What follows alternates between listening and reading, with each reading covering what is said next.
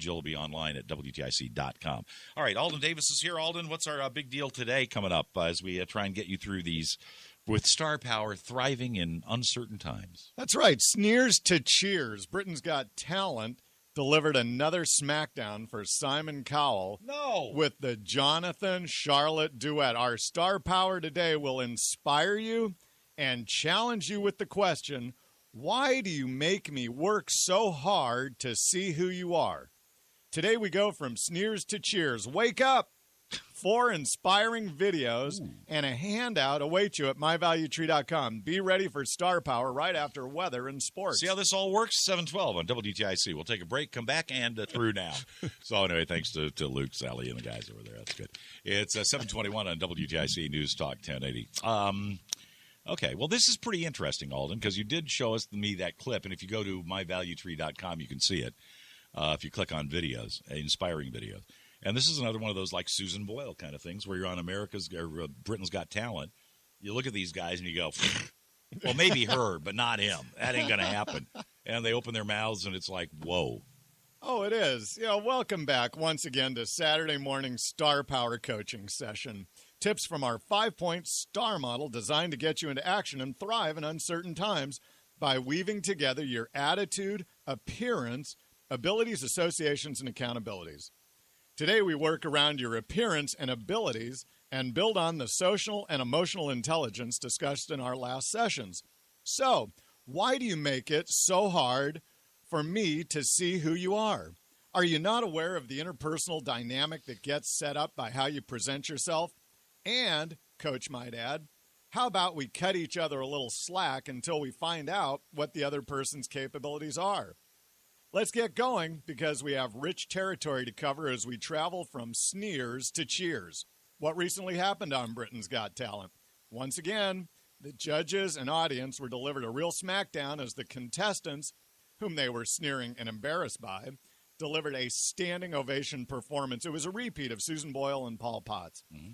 Let's see what we can learn from the two sides of this interaction coin from the perspectives of Simon, the judge, and Jonathan, the singer. Simon is looking for talent, and Jonathan wants a fair hearing. Simon has biases, and Jonathan has a public-facing self. They're both using their 5 senses as Jonathan displays his talent, and Simon looks for a total package. People have biases, and unfortunately, people may not wait for content of character before rushing to judgment. In these cases, performance has to be magnificent, supernova in quality so that it blasts through any opposition of biases. Son Stefan learned this one summer while at violin camp. It was time for the final performance, and his quartet came out, and his hair was looking like Pinhead. His director advised, you can go out looking like that, but your performance must be impeccable. You mess up, and all people will remember is that crazy-looking kid who wasn't any good. Well, the performance was so powerful that his look was considered artistic. Whew. Huh. Well, back to Simon and Jonathan. As Jonathan walks onto the stage, Simon sees a large 17-year-old with shoulder-length hair, unkempt, wearing some jersey knit clothes that are at best for lounging at home. The look was so uninspiring that evoked Simon to say under his breath, just when you thought things couldn't get any worse. I know it makes for good TV, but why would you intentionally, deliberately choose to create a negative first impression? This is just what happened with Susan Boyle and her eccentric presence. Lack of self-awareness and low social intelligence opens yourself up for unnecessary sneers and jeers before you even get started. Hey, look, I'm not condoning people's biases and Simon's snobbery, but let's not be naive also.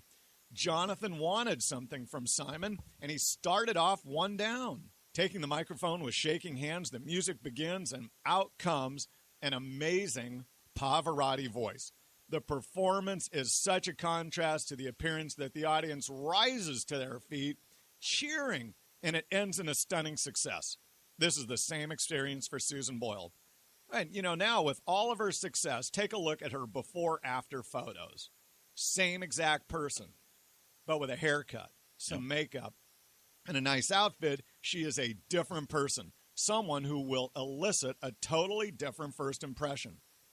Okay, why is Simon so catty and biased when people don't present a certain way? It can be described by the ladder of inference, developed by Professor Chris Arguris from Harvard. Chris's model makes us aware of how we add meaning to what we observe.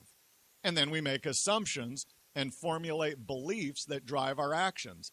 Adding meaning is the key. After viewing thousands of people who look shabby and perform poorly, Simon eventually develops a set of beliefs about the correlation between performance and personal presentation, causing him to make a very catty comment.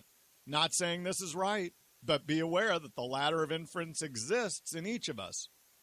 On this Easter, as we celebrate newness of life, Coach wants two things for you. One, check your biases and make sure you are not discounting a person based on a quick first assessment of how they look.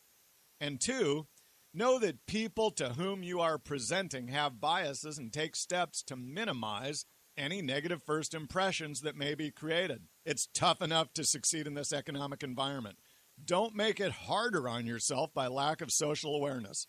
Hey, please get over to myvaluetree.com and watch the videos I have posted for you.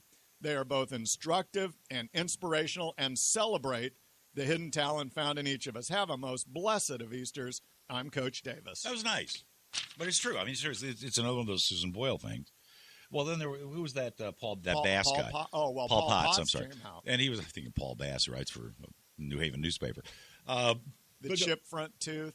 Yeah, and you know, I think he was selling cell phones for Vodafone or something like that. And so these guys come out. And I'll just play a little bit because Alden does have it up on his website if you just want to hear just a bit. There's something.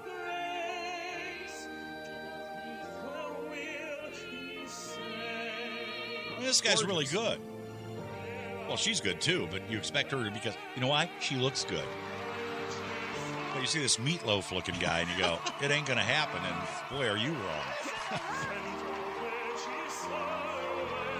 See, I think he's better. I think he's better than the Potts guy. It's a step above. This guy's got an incredible. This guy's Pavarotti League. This guy's really something. Yeah, and that was actually when it was over. That's Simon's final comment. I mean, and he looks like if he just had a tux on, everybody would have gone, oh, yeah, but yeah, like I say, but shouldn't that also address our biases, as you said? But I guess you have them, and so what are you going to do? Well, that's why this thing gets so confusing, because you can always say, oh, well, you shouldn't judge the book. Well, guess what? We do judge, and people have biases. But, the fact is, that's why we talk about social intelligence. You actually have to be aware of how you come across to other people. Well, if you want to get something from them, right? Right. Well, no, and I think it's okay. Well, this is why I think we spend so much money on good packaging in the stores. Yeah. To attract attention. So I guess the point is, it would be better to overdress. Well, there's a great movie. One of my favorite movies is Leap of Faith. Steve Martin. He's a traveling, evangelist. It's great. No, the music is tremendous. I love it for the music. But it gives you these tent shows. That used to travel around the country. Still do some parts. Right. And this guy. But he always said, always look better than they look. No, because that gives you credibility. So if you can never be overdressed. If you're overdressed, that's okay. Underdressed, unless you're really, really good or an established rock star, forget it. Right. It ain't going to happen. So, that's why for Star Power today, I think it's important that we actually consider what we're creating with other people just by our first presentation. Right. And, you can look like Bill Gates, but it's a lot easier when you are Bill Gates. That's it. Yeah, it's or Steve Jobs. It's 7:30 on WTIC. Let's do the news.